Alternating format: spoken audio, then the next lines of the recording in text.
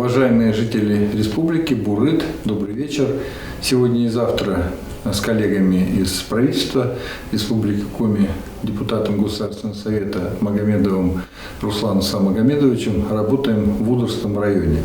Сегодня с утра посетили участковую больницу в поселке Благоево. Она обслуживает более 2000 человек и из 6 близлежащих населенных пунктов.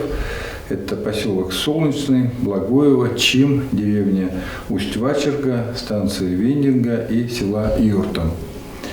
Больница укомплектована на 89% медицинским персоналом.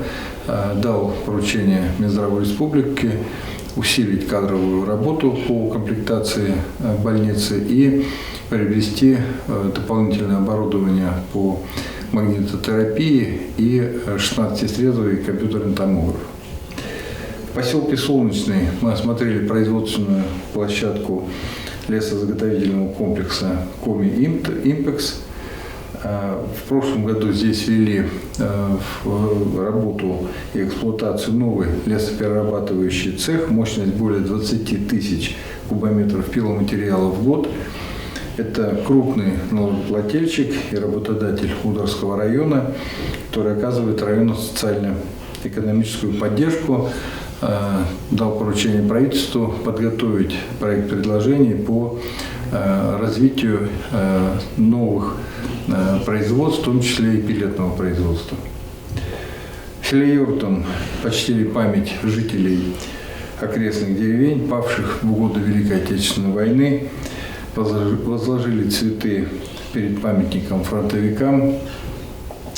Памятник и доски с выбитыми именами погибших фронтовиков и вернувшихся с войны с победой возвели жители села, по сути, своим трудом, используя средства гранта главы республики. На мраморных плитах выбиты имена 316 имен бойцов из 7 деревень, которые входили в местный сельсовет, и жители Юртома бережно хранят память о своих родных, которые ценой жизни защитили родину от фашистских захватчиков. В планах жителей благоустроить территорию прилегающую и создать музей памяти. Но самая большая мечта жителей Юртома – это восстановить церковь Живоначальной Троицы, установить купол, отремонтировать кровлю. Церковь освящена в 1877 году. Очень здание добротное, строили ее всем миром.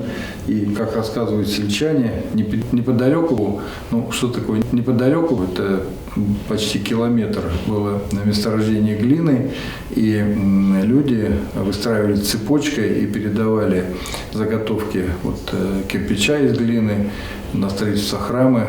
Эта цепочка живая передавали из рук в руки и уже непосредственно строили храм. Действительно, церковь построена всем миром руками людей. В поселке Благоево и селе Юртом провели встречу с жителями, обсудили очень большой перечень вопросов: ремонт, строительство дорог, сотовая связь, обеспечение твердым топливом, качественной водой и привлечение кадров, конечно же, в сельские медицинские учреждения. Дал ряд поручений правительству региона по решению озвученных жителями проблем и подготовке предложений. И в завершении, как обычно, об эпидобстановке в Республике Коми за сутки выявлено 218 случаев заболевания коронавирусом. Мы опять выросли на 2 случая, вчера было 216. Но надеемся, что это все-таки ненадолго и начнем снова снижение.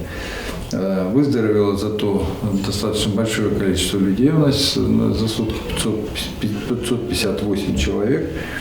Наибольшее число заболевших – это Сыктывкар и Ухта, 83 и 40 человек соответственно.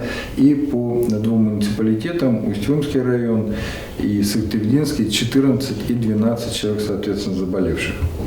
По коечному фонду развернуто 2406 коек. Мы пока не сворачиваем койки. А занято 1410, чуть-чуть меньше выписалось людей у нас. В прошлые сутки было 1450. По вакцинации. Вакцин получили 255 861 человек, это первый компонент. И полностью завершили вакцинацию 232 042 человека. Запас вакцины, как я и говорил, уже последние несколько дней у нас очень большой, более 143 000 доз. И назову некоторые 3 района, которые практически приблизились к отметке 60%. Это Вуктыльский район, на втором месте Ижма и на третьем Усинский округ. Уважаемые жители республики, на сегодня это вся информация. Всего вам самого доброго, берегите друг друга. До следующей встречи.